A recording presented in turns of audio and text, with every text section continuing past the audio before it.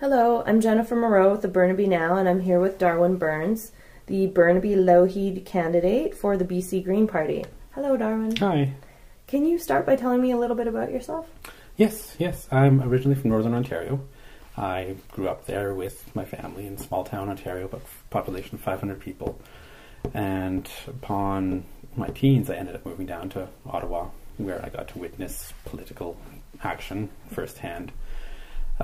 Following university in Ottawa U, I ended up going to China. My studies were political science with Asian major, with Asian influence. Mm-hmm. And so I wanted to study firsthand. I wanted to witness what life was like in Asia, what I had been learning about all those years, and get an account of it firsthand. Prior to coming back to Canada, I started picking up on changes that were occurring in the Canadian political system, and I felt it was time to come back and get more involved, and that's where I landed here. And how long have you lived in Burnaby? Just 2 years. I've been here 2 years, almost to the day. I ended up in Burnaby particularly because I had a friend who was separating and he needed assistance. It's difficult as a single father to live in Vancouver, obviously, given the finances and the cost of housing, so I figured it was a good opportunity to come and help him out at the same time.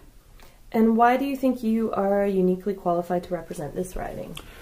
Particularly because I live here. I'm right on the mountain, and I work in the same riding as well. I do most of my personal day-to-day business within the riding. Very familiar with local businesses, with my neighbors, and I have good connection to a lot of the different ethnic groups, a lot of the different backgrounds of people that also live in the area. And what would be your personal priority if you were elected as an MLA? To reestablish confidence in the political system with the voters, with the constituents. Right now, I feel people have been left disenfranchised. They've come under the impression that we don't exactly represent them anymore. We are here just serving our policies, serving our politic, and being cozy with them when it comes election season.